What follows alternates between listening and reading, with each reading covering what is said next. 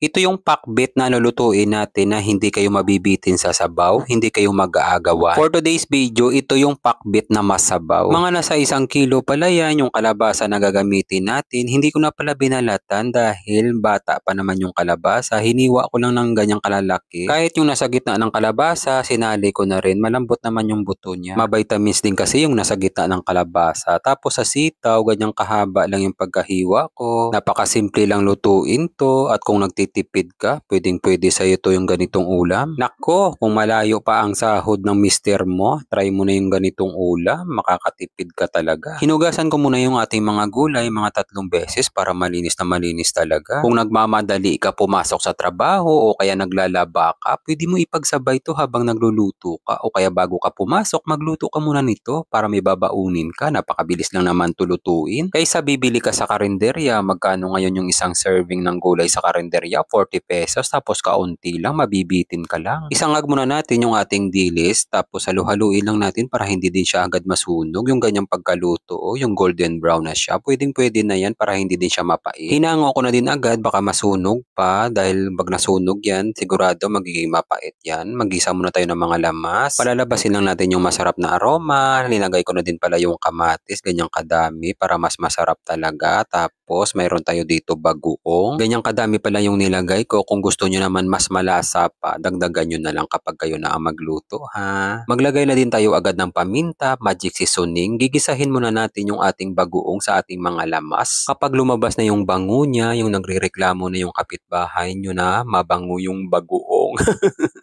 Ilalagay na natin yung ating kalabasa tapos tubig mga 1 litro. Pakukuluan lang natin to ng mga 15 minutes dahil bata pa naman yung ating kalabasa, mabilis lang din naman siya lumambot. Ganito yung technique para mabilis nyo malinis yung bulaklak ng kalabasa. Ikutin nyo muna yung pinakadulo tapos hilain nyo lang. Nahuhugot agad yung dinatapuan ng bubuyo. Ulitin natin na ikutin yung pinakadulo dun sa may tangkay tapos hugutin nyo lang. Yun yung dinatapuan ng bubuyo. Malambot na yung ating kalabasa kaya nilagay ko na yung sitaw. Sinabay ko na din dito yung talong. At ilagay na rin natin yung naiprito nating dilis. Tapos haluin lang natin ng bahagya. Ganyang pagkahalo, gentle lang para hindi madurog agad yung ating kalabasa. Pakukuluan lang natin yan ng mga 10 minutes. Maraming salamat nga pala sa ating mga followers sa palagi niyong panunood. Ganun din sa mga kababayan nating OFW sa palagi niyong panunood. Ingat po kayo palagi kung saang bansa man kayo at isasama ko kayo palagi sa mga panalangin ko. Nung tinikman ko, swak na yung lasa kaya nilagay ko na yung bulaklak ng kalabasa. Sinabay ko na din dyan yung dahon ng kalabasa na talbos. Masarap din yan. Malinamnam yung lasa kasi kapag may dahon din siya ng kalabasa. Pakukuluan lang natin ng saglit dahil mabilis lang din naman maluto yung bulaklak ng kalabasa sa kadahon ng kalabasa. At kung umabot ka na dito, maraming salamat sa panonood. Huwag mo naman kalimutan i-share ang video na ito at i-follow mo na rin ako para lagi kang updated sa mga video ko. Maraming salamat nga pala sa ating mga bagong followers sa palagi niyong panonood. At kung bago ka pa lang dito sa page natin, welcome na welcome ka dito at sisiguraduhin ko sa inyo na mag-i-enjoy talaga kayo. Kain time na!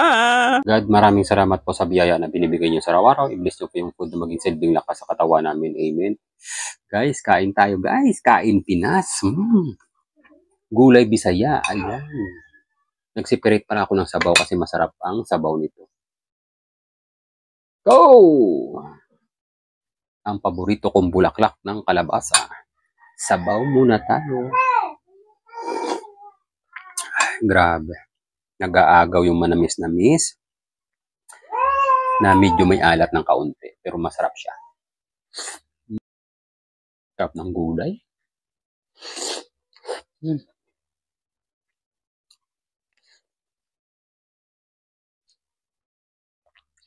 Bahaw na kanin.